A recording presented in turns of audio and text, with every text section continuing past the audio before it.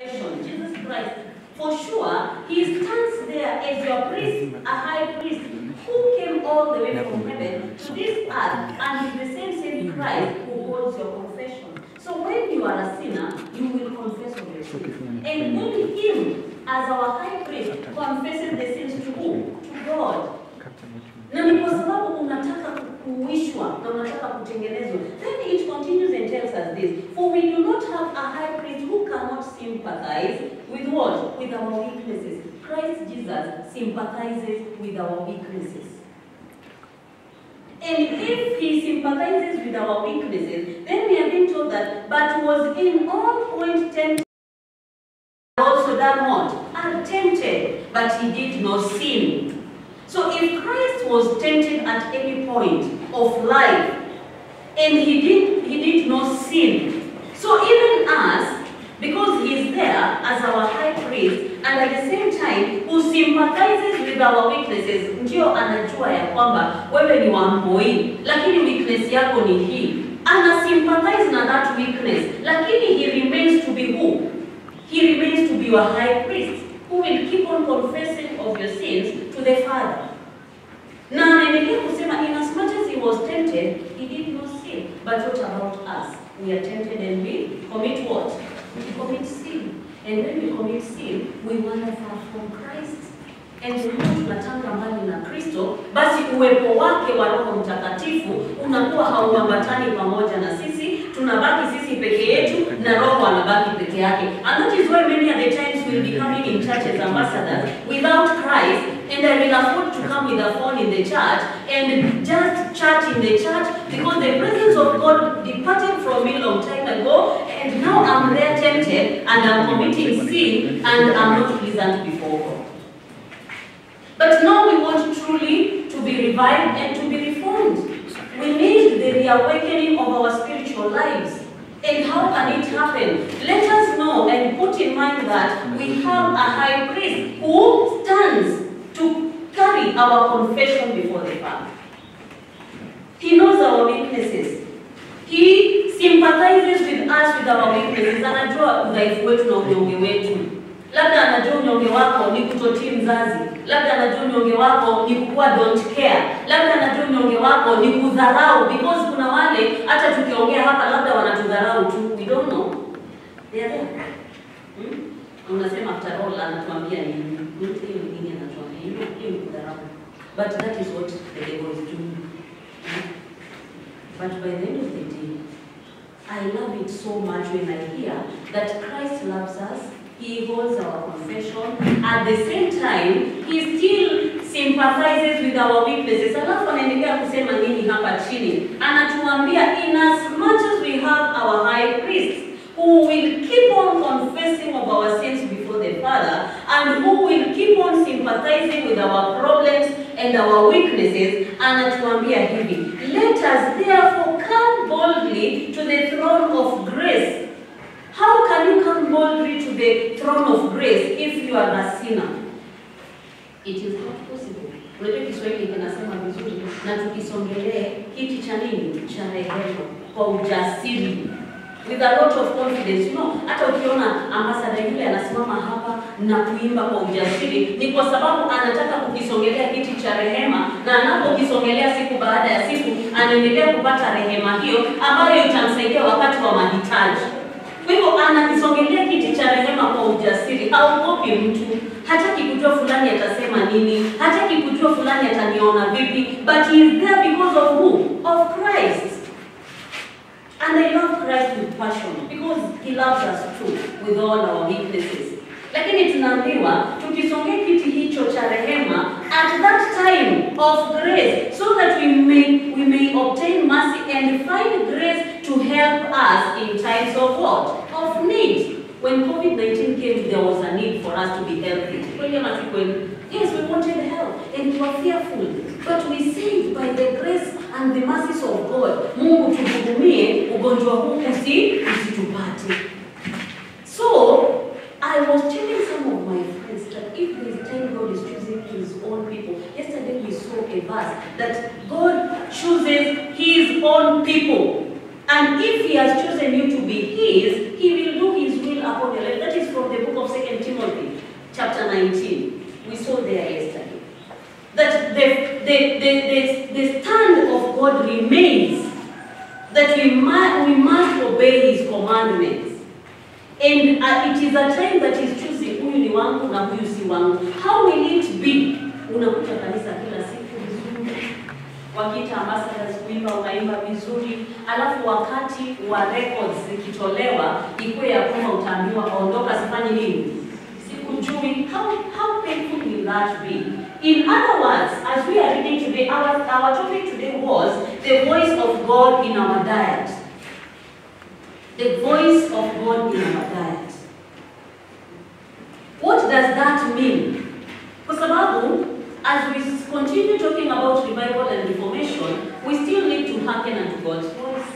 Because Chronicles tells us that them that have been called by my name, if they will humble and leave their wicked ways, I will hearken unto their cry. I will hearken unto their prayer. We want to hearken unto God's voice.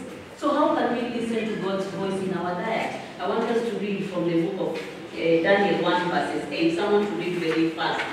That is the book of Daniel 1 verses 8. And then someone will also read for us in the book of Genesis.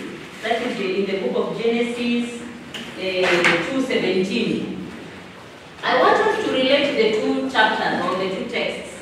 That is Genesis chapter 2 verses 17, and someone else to read for us in the book of Daniel 1 verses 8, and we hear what the Lord is speaking unto us through those verses. The one who has gotten Daniel 1:8 to read. It says, but Daniel resolved that he would not define himself against him. Read loud, please. But Daniel resolved that he would not define himself with king's food, or with wine which he drank. Therefore, he asked the chief of the eunuchs to allow him not to define himself. Now, we have the story of Daniel in the book of Daniel chapter 1. Na unaweza jiuliza aje, sasa saa hii tunaongea kuhusu manabii, is it prophecy time? It's not prophecy time. Our theme says that we believe in who? In God's prophets. Daniel was a prophet. And when we start from verse 1, it tells us very well. I want now us to go through that and then we get the consequence where I'm bringing you to. In the 3rd year of the reign of Joachim, king of Judah, Nebuchadnezzar, king of Babylon, came to Jerusalem and besieged it. And the Lord gave Joachim, king of Judah, into his hand, with some of the articles of the house of God, which he carried into the land of Shinar to the house of his God. And he brought the articles into the treasure house of his God. Then the king instructed Ashpenaz, the master of his eunuchs, to bring some of the children of Israel and some of the king's descendants and some of their nobles, young men in whom there was no blemish, but good-looking, gifted in all wisdom, possessing knowledge and quick to understand, who had ability to serve in the king's palace, and whom they might teach the language and literature of the Chaldeans. And the king appointed for them a daily provision of the king's delicacies and of the wine which he drank, and 3 years of training for them, so that at the end of that time they might serve before the king. Verse 6. Now from among those of the sons of Judah were Daniel, Hananiah, Mishael, and Azariah. To them, the chief of the eunuchs gave names. He gave Daniel the name of Belteshazzar, to Hananiah, Shadrach, to Mishael, Meshach, and to Azariah, Abednego. Verse 8 now where we have read. But Daniel purposed in his heart that he would not defile himself with the portion of the king's delicacies, nor with the wine which he drank. Therefore, he requested of the chief of the eunuchs that he might not defile himself. That is a prophet, a man of God, of which we have heard from the story in the reign of Jehoiakim, that was the king of Judah, and who was the king of Judah, and here we saw Nebuchadnezzar, who was the king in Jerusalem. He gave orders that men should be looked for to come and do what? And please the king. Because he wanted to see them that can, ambao wanaweza kutafsiri nini? Ndoto. Lakini akapeana amri ya wale wanaume anataka waletewe, na akapeana qualities of which he knew wale ambao atawachagua watafanya vile anavyofanya nini? Anavyotaka. At the same time, we are ambassadors. The devil also commands and asks for them that he wants, because he knows that them that he has chosen, they will do what he wants. So we see these 4 men being brought to the king. But here are the qualities that they wanted. They wanted young men in whom there was no blemish. Now I want you to ask yourself, if God is choosing his own people, and he says he wants men and the women or young boys and girls who have no blemish, will you be one of them? He also says that he wanted good-looking, gifted in all wisdom, good-looking, of which all of us, we are good-looking. But do we have wisdom? Are we gifted with this wisdom that is from God? Because Suleiman was asked to say what he wants. He never asked for wealth. Lakini aliuliza akasema anataka nini?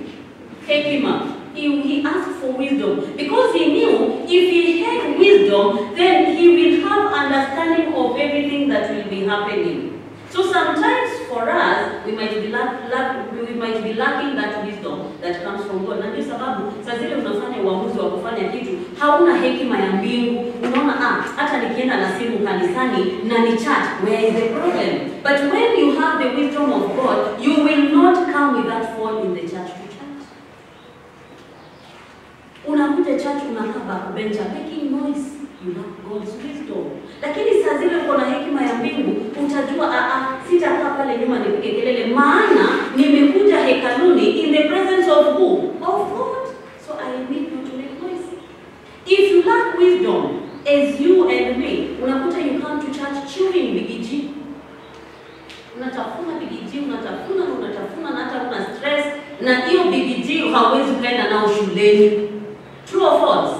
You cannot go with it in class and chew while the teacher is teaching, because it irritates. But because we don't fear God, we don't care about this God, we do reckless things. Yesterday we say we should not be careless in our spiritual matters. Kwa sababu saa zile unakuja ukikula hiyo bigiji, inaonyesha nini? It portrays about nature. When you come to church, you make noise. Maybe your mom is in the church or your dad is in the church. When you're the best noise maker behind there, what does it reflect to the parents? Umekuja na simu, unachat, unasahau ya kwamba uko darasani na ni darasa la kiroho, ati siku moja hautapata mtihani. You know, let me tell you one thing, my brothers and sisters.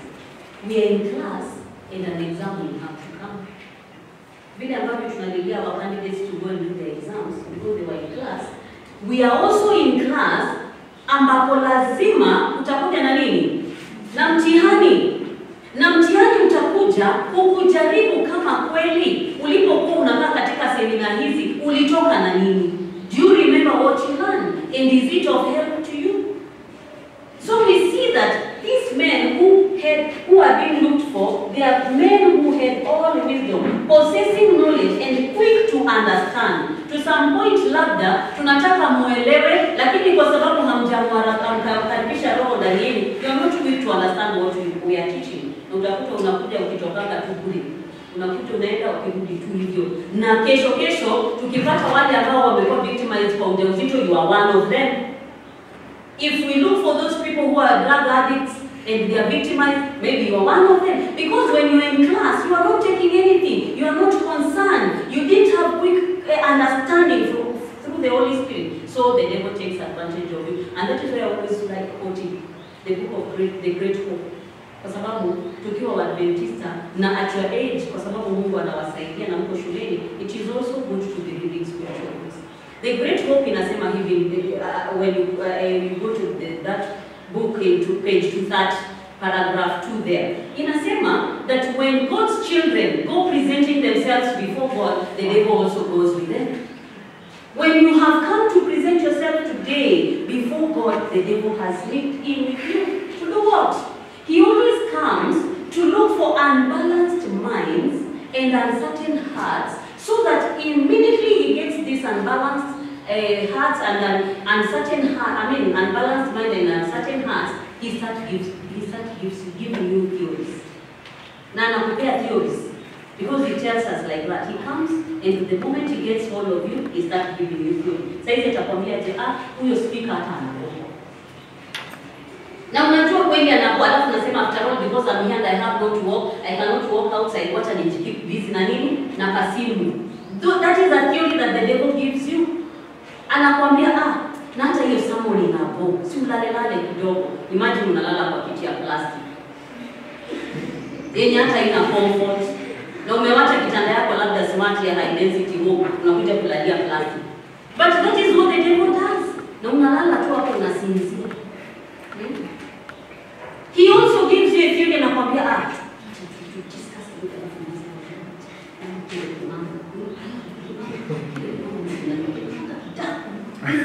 unaanza alafu saa zile tunawaambia mwingie kwaya kuimba, mnasema mtaimba kwaya ya church kwa sababu ni ya wamama na wazee na ni watu wako na muda. Na wewe si muda. Hapo mnatudafua. Na mnatuchongoa. Na mnatupea majina. Those are the theories that the devil gives God's people. And the moment he gives you that theory, he sneaks with you. And he goes with you. And what is the work of the devil? To steal, to kill and to destroy. That is one way that the devil does. But the moment you come presenting yourself before God's presence, he sneaks in with you.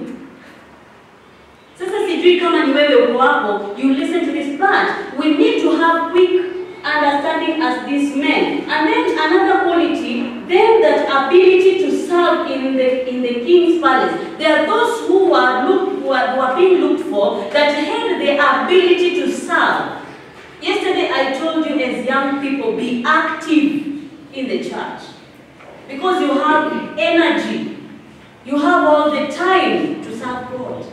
Lakini unakuta ya kwamba wewe hutaki kutumika kanisani, lakini kukiwa kwa rege huko nje na vitu fani there, that is where you want to participate and that is where you want to serve. But what happens in God's temple? Now we need to be truly revived. Na kama utakuwa truly revived, you will desire to have the ability to serve where? In the church. Ambapo baraka zako zitatoka. I love that young man, what he's doing behind there. Who is taking all this? I love that this young man, I don't know where he was. Huyu mwenye anashughulikia mitambo, he's a young man. Lakini hajaona ya kwamba si kazi, hajaona ni kazi yenye haimulipi, kwa hivyo hatafanya. He is working for God. But there is always a reward. So when we see in the book of Hebrews, it tells us that we have a high priest who sympathizes with our weaknesses. God knows our weaknesses as young people. So we see Daniel being one of these men. He was there, and when they went into the palace. Jehoiakim alikuwa na raha zake pale na pombe zake pale akitaka kukunywa, na alikuwa anasema ya kwamba in as much as he's taking this man also should be given and saved. But I thank God with the stand they had. Wakasema they cannot defile themselves.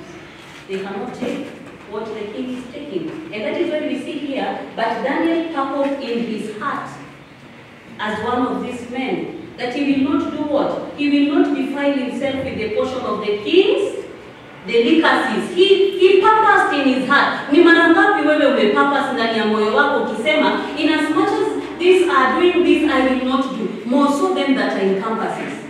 Kwa sababu kama kuna mahali kuna lot of freedom na mzazi akuchungi ni pale. But when have you ever decided to purpose it from your heart? Useme in as much as wanaenda disco hata mimi sitaenda. In as much as they are going to hang themselves out, I will not also go. In as much as you are in a birthday party and people are drinking whatever they are drinking, you tell yourself, I will not do. In as much as every girl here has a boyfriend and it is not the right time, and you purpose in yourself to say, I will not have one because it's not the right time. How many times have you purposed it? Because it is your own life. Ninaweza kufanya kitu kwa sababu fulani anafanya, forgetting of the repercussions. Ninaweza kufanya kwa sababu fulani anafanya tufanane, lakini saa zile kinaumana kwa kila mtu kivyake. So we see Daniel here saying sitakula. Ni wangapi hata saa hii unakuta ni vijana wazuri tu wamekaa kanisani, like last week tumekuwa na makani. I met a certain boy. Or let me call him a man because I'm a woman. We were with him during our youth times. Alafu amefika hapo kwa mlango, ninakuta mama anashawishi tuingie tu kanisani. Tuingie tu, anamwambia mimi siingi. Anamuuliza ni nini inakusumbua? Na vile umelelewa kanisani, umekuwa kanisani. What is your problem? Then as I was going around, I met them there. Alafu huyo mama anamwambia, "Si tulikuwa na huyu, nimekuwa na yeye. Do you know that she is our counselor here? She helped. Si uongee basi na yeye akusaidie shida ambayo kuna." So I was asking him, "What is your problem?"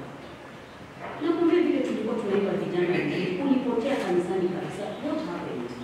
Ati nitakuja tu. Because the devil alimuiba, alafu sasa amemweka huko nje hapo in the process ya kumharibu, maybe tomorrow atamuua. And then after we leave each other, this lady tells me, ametoka kukunywa. Sababu ya nini? Ati stress. So, how many times do you purpose in yourself? Mimi niko na stress lakini sitakunywa. You know, wengi wanasema kukunywa ndio kusolve problems, but is that the right way? It's not the right way. So we see Daniel here akisema yeye alisema hata kula na akamwona moyo wake. I will not do this just because of this God. This Christ who has sympathy, who sympathizes with us in our weaknesses. Na ndio huyo Kristo anasema utembee ukisongelea kiti cha rehema, kwa ujasiri ukijua ya kwamba utapata rehema ikusaidie wakati wa mahitaji. Wakati wako wa mahitaji ni wakati gani? Wakati mambo yamekuendea mrama. Maybe right now you have the comfort at your parents' place, but a time is coming you'll walk out. You'll be alone, and that is the time you'll recognize the presence of this God. But the determinant itakuwa je, ulimdhamini huyu Kristo ndio wakati utamhitaji akuje at your rescue, ama umekaa tu maisha yako ya kawaida alafu saa zile kimeumana ndio unataka kumkimbilia.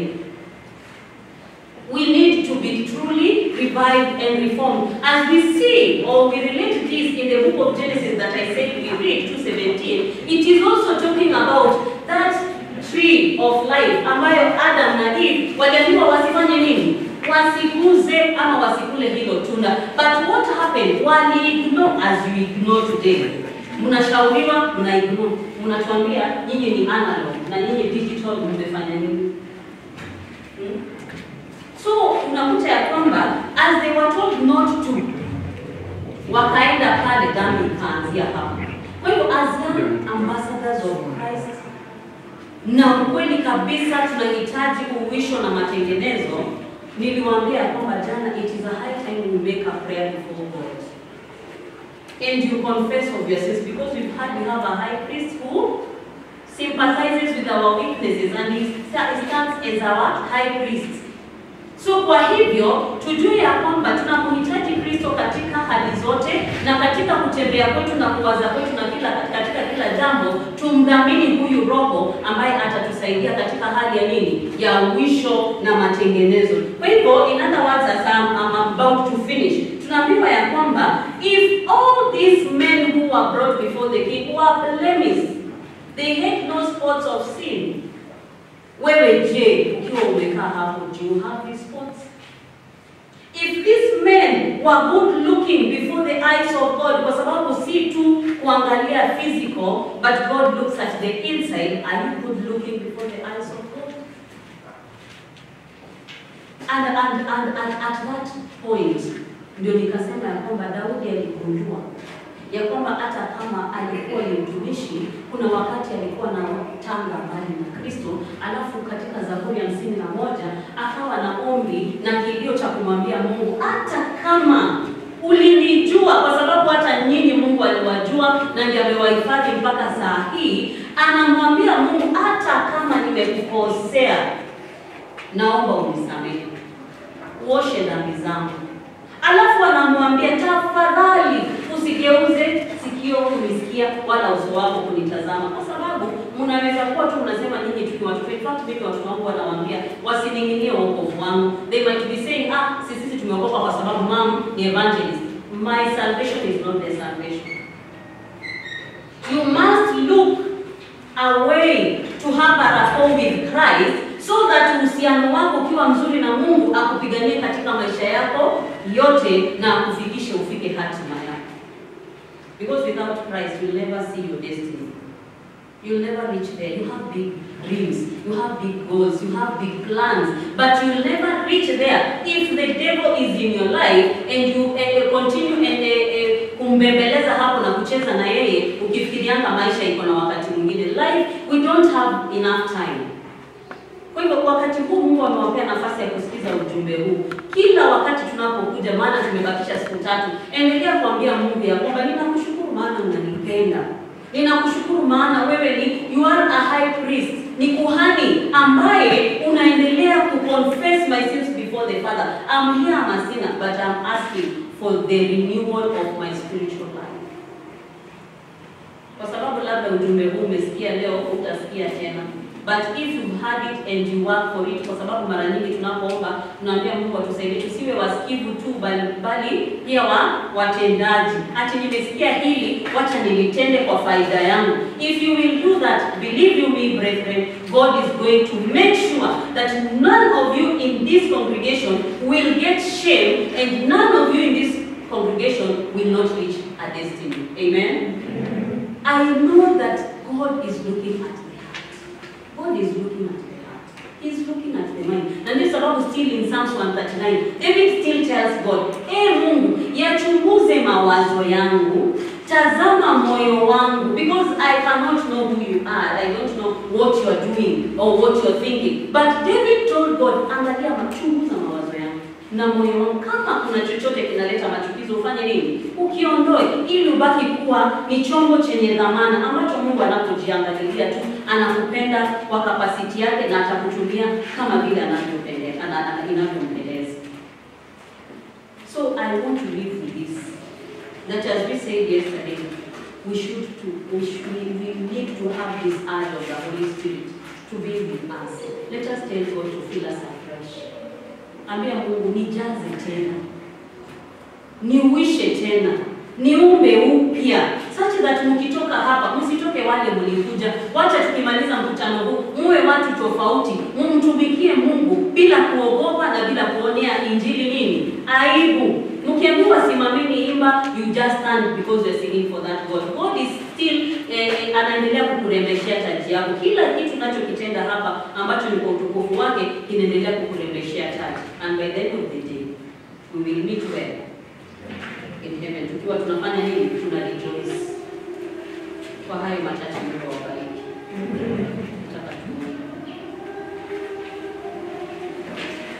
Baba na Mungu wetu tupendaye sana, asante kwa sababu wewe ni Mungu mwaminifu. Asante kwa sababu Baba tutazidi kukutumikia, maana tumetambua ya kwamba wewe ndiwe kimbilio letu, wewe ndiwe nguvu yetu, na wewe ndiwe tegemeo letu. Tumetambua ya kwamba uwepo wako unatosha juu ya maisha yetu, ya kwamba ikiwa hatutatenda jambo lolote bila uwepo wako, basi hatutakuwa kufaulu wala kufanikiwa. Asante Baba kwa sababu ya kikundi hiki ambacho ni cha mabalozi, young ambassadors, Lord, who have chosen you as their friend. Daddy, I ask you that as you have spoken to us as your children, may we not only be the hearers of this word, but also the doers of this word. And we know that without you, Lord, there is nothing that is possible in our lives. And that is why, Lord, we welcome you today, because you've told us with you everything is possible. Daddy, we want you to reign in our lives, reign in our minds, and in our thoughts too, O God. that for whatever we will be thinking, it shall be for thy glory. That for whatever we shall be doing shall bring glory unto thee, O God. It is a high time, Lord, I'm praying that you may bless these brethren in the name of Jesus. That you may bless these ambassadors in the name of Jesus. That, Lord, let shame not be their portion in the name of Jesus. Father, I pray that you may show up in their lives. Bless their parents who have granted them this chance to come and hearken unto your voice, O God. And even for them that are not here, Father, I know they've hearkened unto your voice, my Father. I know you can change their lives wherever they are. Oh God, I pray that even as you remember us in the kingdom of heaven, as you continue writing our names in the books of life, oh God, as you continue choosing them that are yours, oh God, even for them that are not here, and they still have the same prayer, oh God, how I pray that you may also hearken unto them, and also shower your blessings upon them. This is our humble prayer, we pray, knowing that you hearken unto our prayer, and it is through Jesus Christ we pray. Amen.